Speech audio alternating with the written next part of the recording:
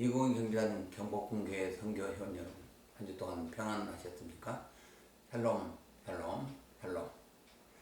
코로나19 사태가 지속되는 가운데 정부가 사회적 거리 두기를 4월 6일까지 2주간 연장하여 전 국민이 적극 동참해 주실 것을 강조하고 있습니다. 요즘에 코로나19 확진자 숫자는 100여 명을 넘나드는 수준으로 많이 축소되어 발생하고 있으며, 그러나 아직도 외국발 입국자들의 감염 숫자가 상당히 늘어나는 그런 실정에 있습니다. 이처럼 국내 사정도 어렵지만 유럽과 북미 대륙의 코로나19가 급속도로 확산되어 가고 있는 실정에 있습니다. 그래야 급기야는 도쿄올림픽도 연기하기에 이르렀습니다. 정말로 온 세계가 난립니다. 하나님의 은혜로 치료제와 백신이 조속히 개발되어 코로나 바이러스를 종식시킬 수 있기를 간절히 바라며, 치료제와 백신 개발 이전이라도 하나님의 치료의 은총이 내리시어 코로나 전염병을 속히 거두어 주시기를 간절히 간구드립니다. 네, 오늘 전해드릴 말씀은 고난이 유익이라는 시편 91편 말씀으로서 코로나19에 노출된 확진자와 그의 가족들, 특별히 사망자의 가족들 피눈물을 흘리고 있습니다.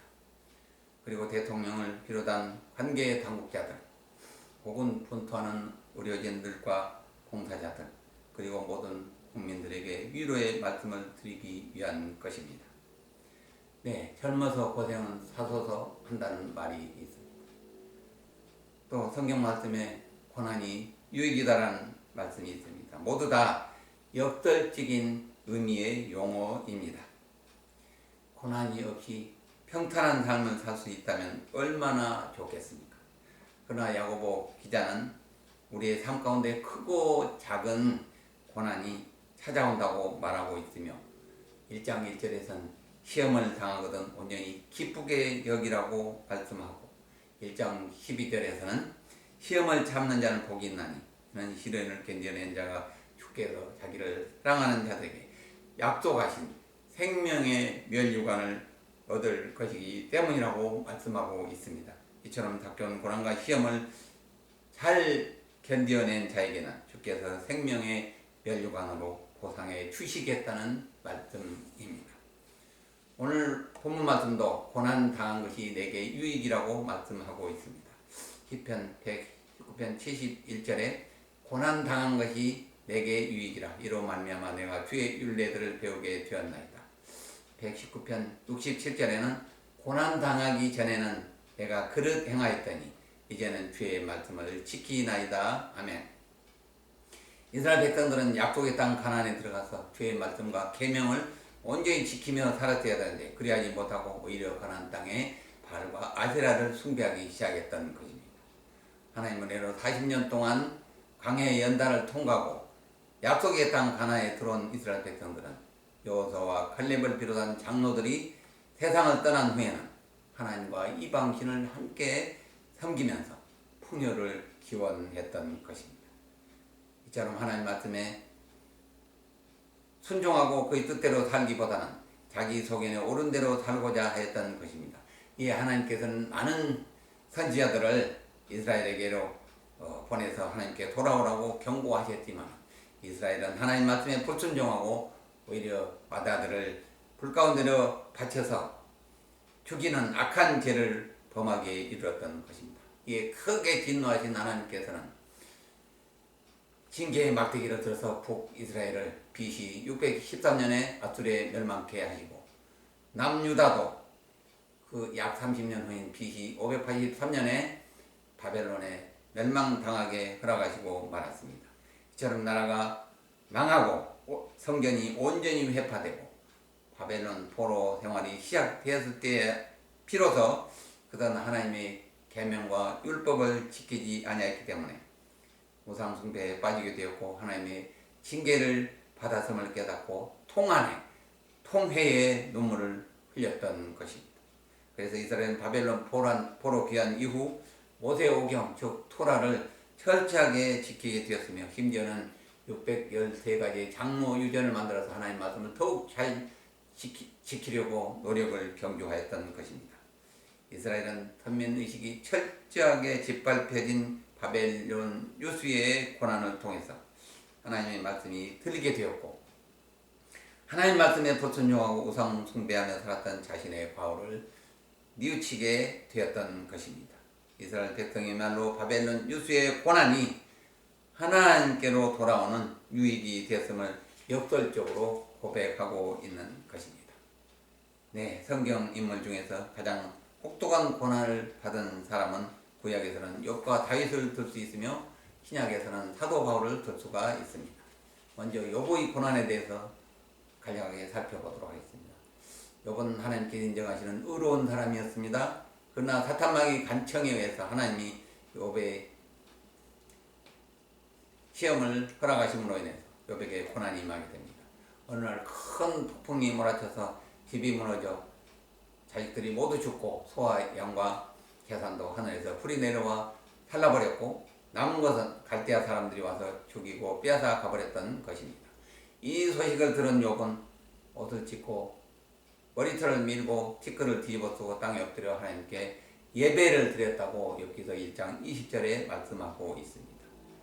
욥기서 1장 22절을 함께 읽도록 하겠습니다. 이르되 내가 못해서 알몸으로 나왔사온즉 알몸이 그리로 돌아갈지라 주신 이도 여호와시요 거두신 이도 여호와시오니 여호와의 이름이 찬송을 받을지로다 하고 이 모든 일에 욥이 범죄하지 아니하고 하나님을 향하여 원망하지 아니하니라. 아멘. 욥은 어느 날 갑자기 10명의 자식들과 재산을 모두 잃고 급기야는 자신도 정수리에 욕창이 생겨서 기와장으로 헌대를 긋고 앉아있는 철저한 몰골이 되었던 것입니다. 처참한 몰골이 되었던 것입니다. 그래서 그 부인은 극한 상황에 처한 남편에게 차라리 하나님을 욕하고 원망하며 축구하고 저주합니다. 4명의 친구들도 욥을 위로하러 찾아왔건만 위로보다는 욥이 죄를 지었기 때문에 하나님께 징계를 받는다고 욥을 책망하는데 열을 올렸던 것입니다. 그러나 욥은 하나님이 인정하신 바대로 의인임에 틀림없었습니다. 만일 우리 같았으면 범인 같았으면 하나님을 원망한 것이 먼저였을 것입니다. 아니 하나님 어떻게 그러실 수가 있습니까? 나는 하나님을 경외하며 연약한 이웃을 보살피기에 누구보다도 최선을 다하고 앞장섰습니다. 내게 무슨 죄가 있다고 이렇게 처참한 벌을 내리십니까? 왜 하필이면 접니까? 라고 항변하며 하나님께 대들었습니다. 마치 흉병인 암병에 걸린 사람이 초기에 하나님을 원망하고 따지듯이 말입니다. 그러나 욥은 이런 처참한 상황 가운데서도 하나님을 원망하기보다는 옷을 찢고 머리털을 밀고 땅에 엎드려 하나님께 예배를 드렸다고 1장 20절, 21절에 기록되어 있습니다. 욥은 예배 중에 간구하기를 내가 모태에서 알몸으로 나왔던즉 주신 이도 하나님이시요 거두신 이도 하나님이시라며 하나님을 높이 찬양하였던 것입니다. 이처럼 욥은 하나님을 원망하는 죄를 범하지 아니하였습니다. 사탄의 계략과 시험에 굴복하지 않았다는 말씀입니다. 저 끝까지 인내하며 하나님께 자비의 은총을 구하였던 것입니다. 드디어 욥은 인내 중에 하나님의 음성을 들었습니다.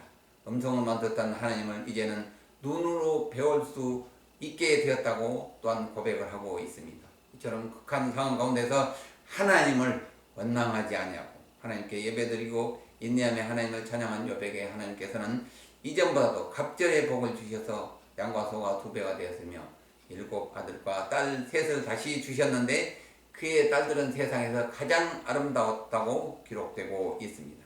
고난을 통과한 욥은 현금같이 태어나서 하나님으로부터 이전보다 갑절의 은혜와 복을 받게 된 것입니다. 한편 양치기 소년 다윗은 하나님 마음에 합한 자로 발탁되어서 사울왕의 후계자로 기름 부음을 받게 됩니다. 하나님의 영에 충만한 다윗은 블레셋 거인 장수 골리앗을 쓰러뜨립니다. 사울은 천천히요 다윗은 만만이라는 이스라엘 백성들의 칭송 때문에 사울왕의 미움을 받아서 그의 영광은 잠시요 사울왕으로부터 쫓기는 신세가 되었으며 사울왕은 무려 13년 동안 3,000명의 병력을 동원하여 다윗을 죽이려고 쫓아다니게 되었던 것입니다.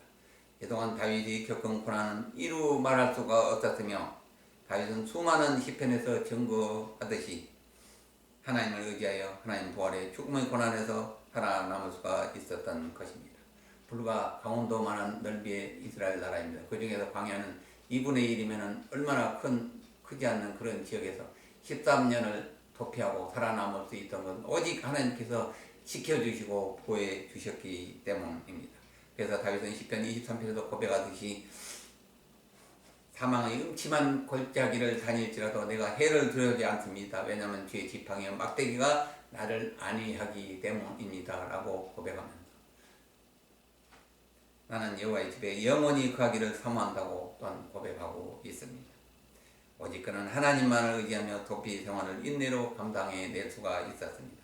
이윽고 사울왕이 블레셋과의 전투에서 전사하자 그의 나이 30세에 이스라엘 왕이 오르게 됩니다. 어찌 보면 13년 동안 고난기간을 통해서 하나님을 더욱 가까이 체험하였으며 하나님의 뜻을 깨닫게 됨으로써 하나님께 합당한 훌륭한 전무후무한 왕이 될 수 있었던 것입니다. 다윗에게는 도피 생활 중에 겪은 고난이 큰 유익이 되어서 그 훌륭한 왕이 되게 하는 밑거름이 되었던 것입니다. 신약 시대에 들어서서 가장 예수님을 많이 닮은 사람이 사도 바울이라고 말하고 있습니다. 그런 예수님을 전하는 일 때문에 자기의 모든 기득권을 배설물처럼 다 버렸다고 고백하고 있습니다.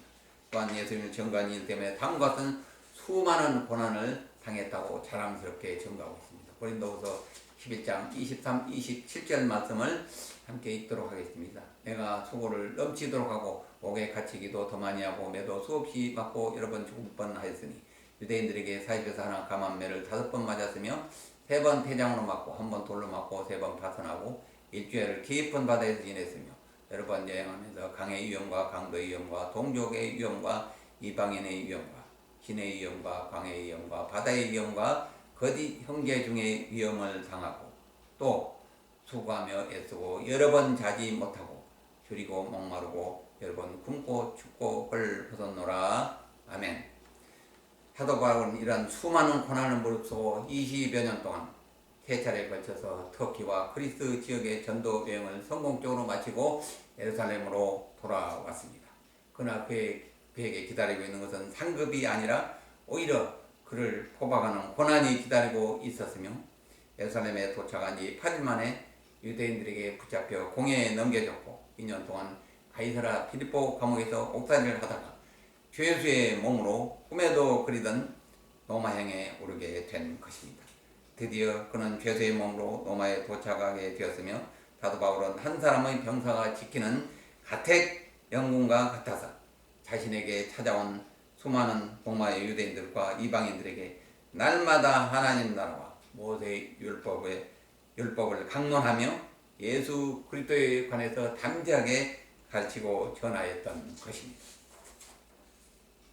결론을 맺도록 하겠습니다. 고난이 유익이라는 시편 119편 역설의 말씀처럼 이스라엘 백성들은 바벨론 포로 생활을 통해서 하나님의 말씀과 규례를 배우고 깨닫게 되었던 것입니다. 그리하여 포로 귀환 이후에는 모세의 오경을 비롯한 율법을 철저히 지키려고 몸부림쳤던 것입니다.